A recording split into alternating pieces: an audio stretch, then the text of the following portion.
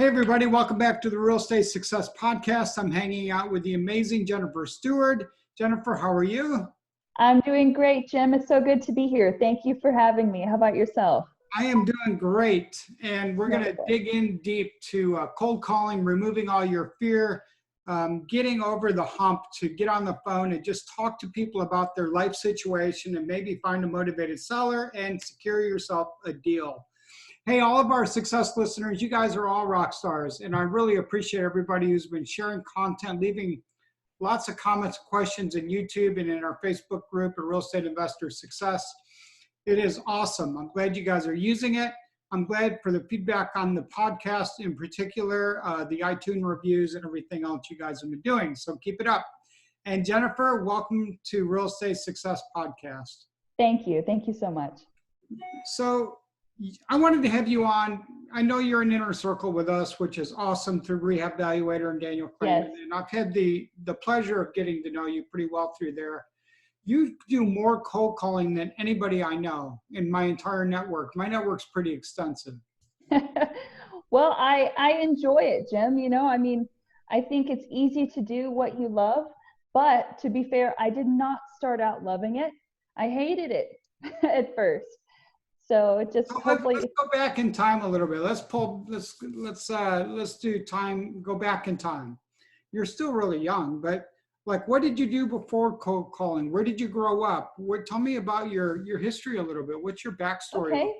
Yeah, so I'm a first generation college graduate. I come from, a very humble, lower middle class background. Lovely family, a lot of family around, but very, very working class.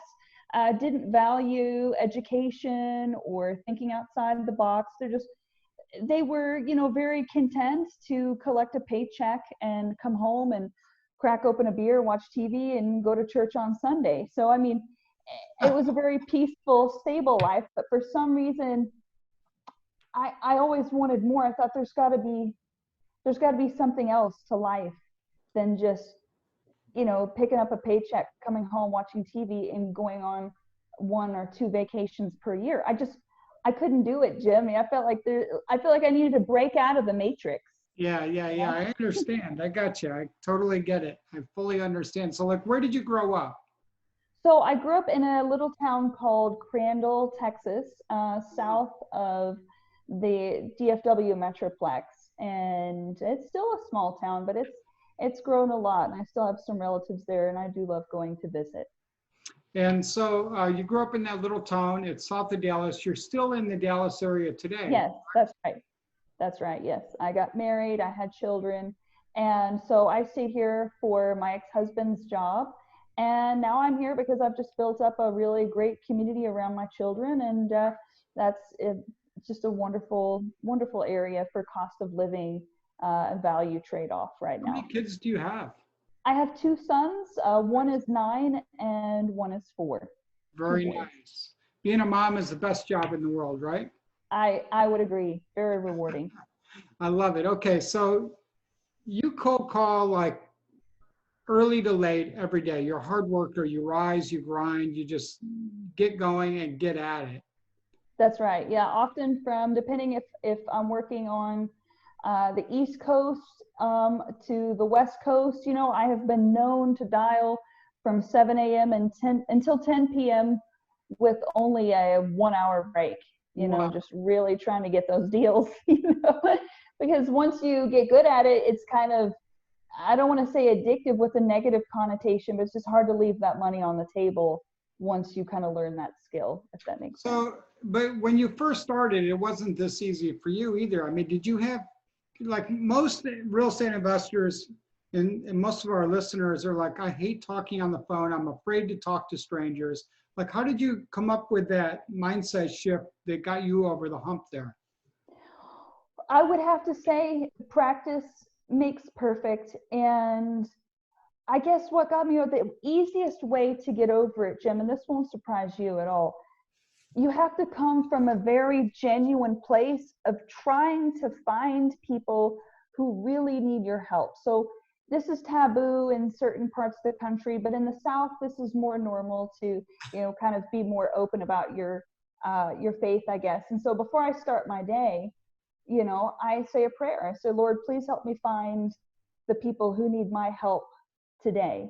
You know, help me find the people who really need me to talk to them.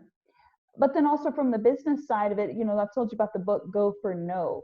So if someone doesn't want to talk to you, if they don't need your help, then you just go on to the next, because there's somebody out there on your list, right? Because you're going to be choosing qualified lists. There's somebody on that list who really needs your help. And if you don't catch them today, you may catch them later in the day or tomorrow or next week or whenever you're doing your follow-up. And so that's what helped me, instead of kind of going, I'm just chasing a dollar, or I'm just trying to get through my time.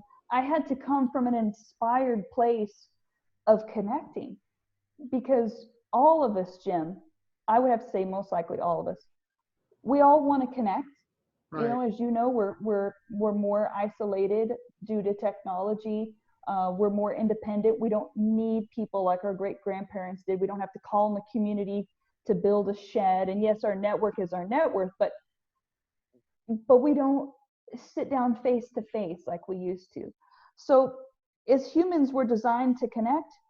And so everybody wants to connect, Jim. They may not want to connect with a telemarketer. So you kind of have to push past the veneer, the pill they don't want to swallow of the unwanted call. So, and I heard Antoine talking about this, you can play stupid, or you can say, you know, like what I say is, hey, I'm sorry to call you out of the blue, but I was calling about a property that I believe you own on such and such street.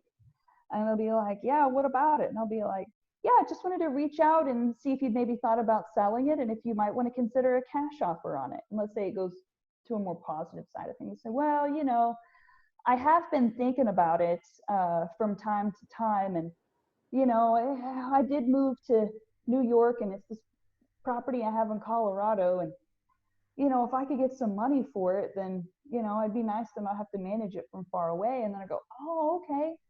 So you moved all the way to New York from Colorado. Gosh, that's got to be a different scene. Oh yeah, it's different. So you see what I'm saying? You kind of make it more conversational, and then you can kind of pull it back, and I'll say, well, hey, do you by chance have a property manager for that property there in Colorado? And they'll say, no, we just kind of, you know, we're still trying to do it ourselves from this distance. I go, gosh, that does kind of make it inconvenient, doesn't it? Oh yeah, and then I want to be genuinely helpful. Say, well, hey, have you thought about getting a property manager? Yeah, we've thought about it, but we're getting kind of older. We'd really just rather cash out. Oh, cool. Well, have you thought about what you do with the money? I mean, have you thought about a 1031 exchange? No, we're done doing 1031 exchanges. We want to retire. We want to cash out. Oh, okay, perfect. Well, do you have a price in mind, you know, that you might want to sell it for? And they'll say, you know, and so you see what I'm saying? You just make it you make it about a connection, adding value, being helpful, and just bringing all the skills that you've put, all the exit strategies that you've learned about, bring those to the table and just offer them and see if you can help that person. And that's really all it is, just a conversation about, can I be helpful, you know? So, okay, that is a great script. I mean, that works, doesn't it? You yeah. Down because you do it all day, right?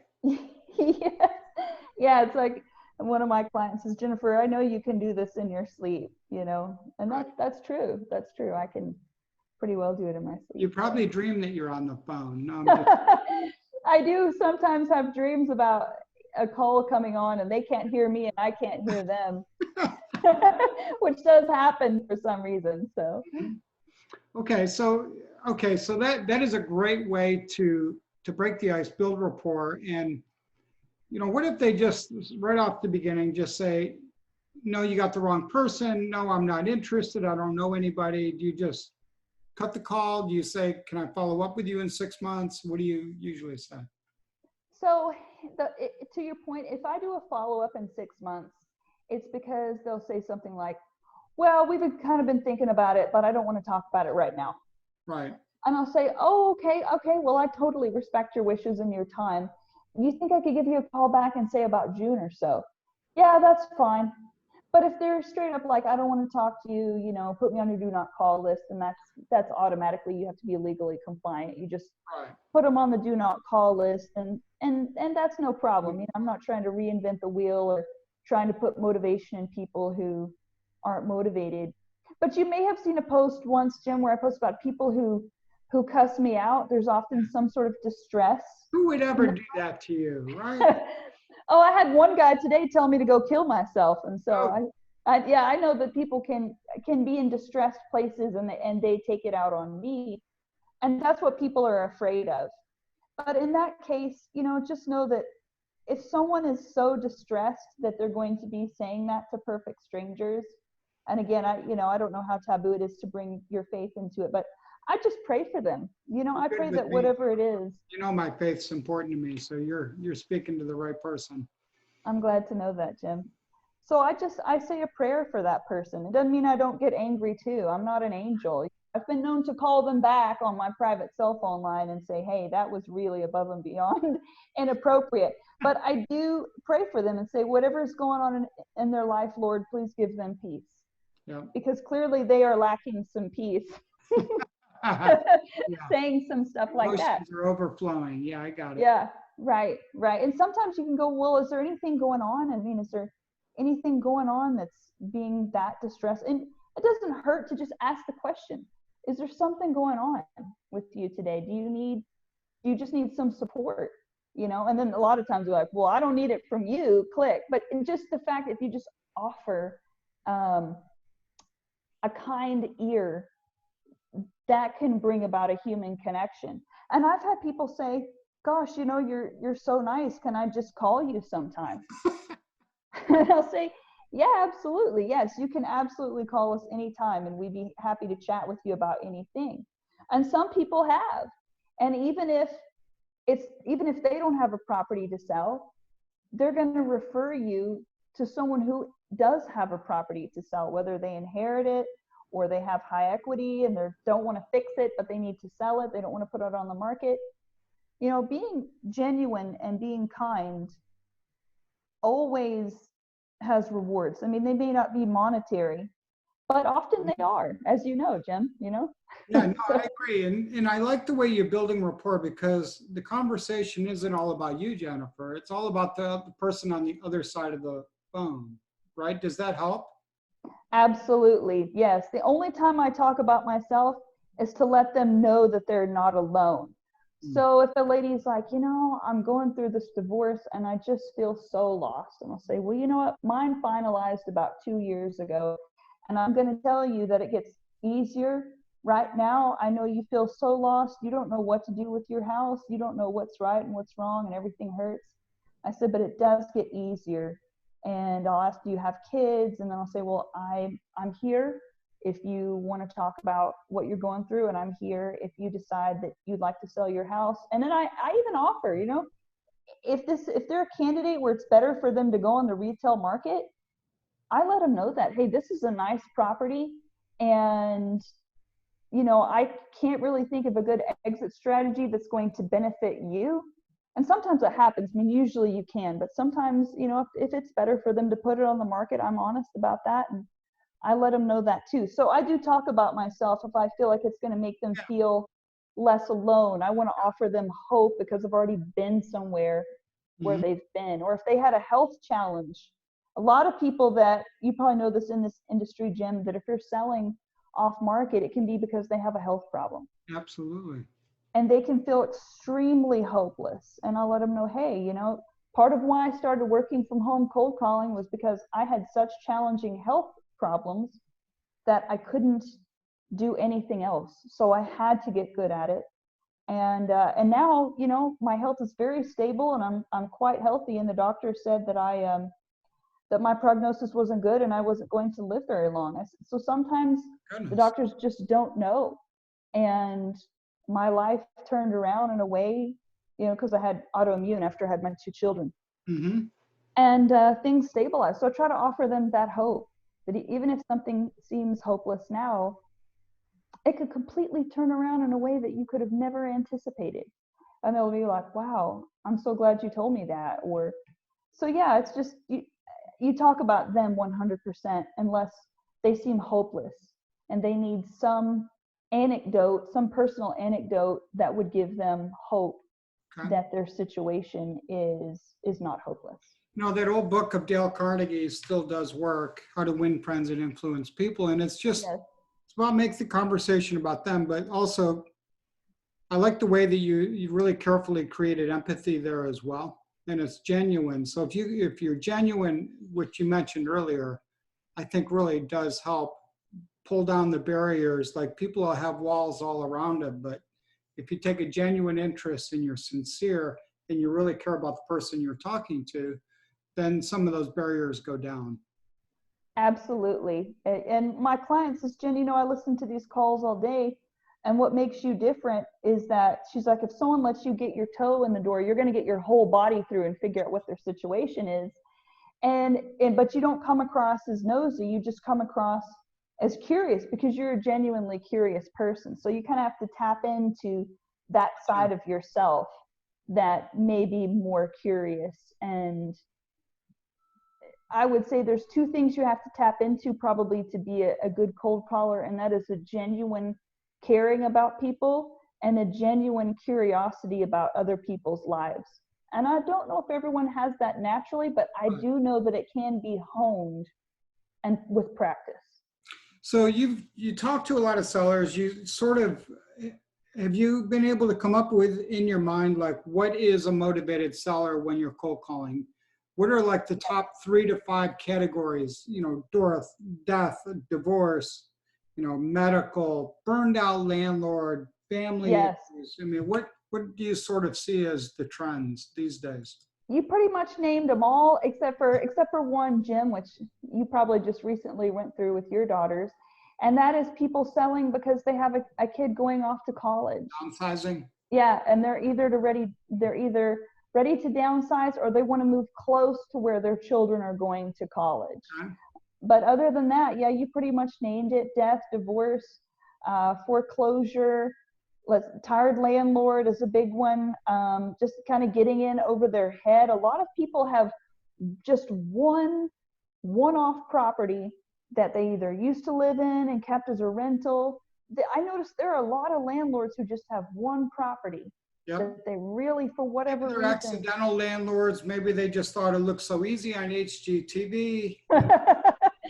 Yeah, they don't have all the fancy formulas that you and I have. My very first landlording experience was in my mid-20s, and it was bad. I had no training and nothing. So I've been there, you know what I mean? And it can get ugly if you do it wrong. That's right. I remember you telling me that story, and you said that you and your wife had decided that you weren't going to get back into it for 10 years. That's correct. We took 10 years. That's how bad it was. Yeah, it sucked. So it was bad. But so out of those, so are you listening for their why they would want to sell? Absolutely. And then like gauging that really strong motivation as they go? Yes. In fact, if they don't have motivation, none of the other things matter, even if the numbers are great. If it has an ARV, an after repair value for 300,000, and let's say they want to sell for 50 and it's not a tear down, well, that's great. But if they are only kind of want to sell it for 50, or they could sell it next year, no problem, I'd sell it for 50, maybe. I don't know. It's really no big deal. I can keep it either way. That's one that I put in the follow-up pile for. Mm-hmm. But if there's one guy who's like, I've got to sell this property, otherwise I can't pay the taxes on my inheritance, which happened 2 weeks ago, and we were like, okay, great. Let's make sure and get you taken care of. Let's roll. So what is your process for cold calling? Are you like Mojo Dialer, or how do you actually do it? Yeah, so I use a Mojo Dialer, and I can tell you probably most importantly would probably be, using the Mojo Dialer, and then the qualifying pillars would probably be something that people would want to know about. Yeah. The first question I ask is, after they say, yeah, it's, I might want a cash offer, I'd say, great. Well, have you been thinking about selling for a while, or kind of just since I called? That's a big one, right? Oh, wow. Yeah, these are good calibrated questions. Right. They're like, well, I've been thinking about selling, for a little while. Oh, okay, perfect. So you've been thinking about selling a little while. All right. Well, may I ask what made you think about selling? Well, we're getting a little behind on the repairs and it's a little more house than we can handle. And we're getting up there in years. I hear that a lot.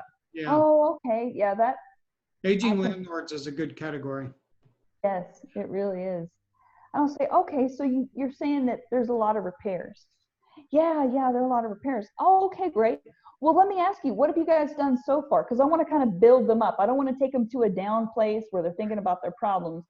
Because they've already taken themselves there. So I want to take them back up to what they've already done. I'll be like, okay, great. So you said there's a lot that needs to be done. May I ask, what have you done already to the property? Have you done anything to the bathroom to update it or the kitchen? No, we haven't done anything like that. But we did do the porch last year. Oh, you did the porch. Okay, well that's fantastic. So you did the porch. What else did you do? Oh, we put some landscaping out. So you want to give them credit. It's very important. You want to give them credit for the things that they have done. Make them feel good about that because you want them to associate positive emotions with you, right? And you're going to have to take them back and forth on this process. Notice also, you seem, I don't know if you do it intentionally, but you're like using mirroring as well. Yes, I do that. You know exactly what I mean, right? Yeah, yes. You're like mirroring yourself. You're so good at it in your role play.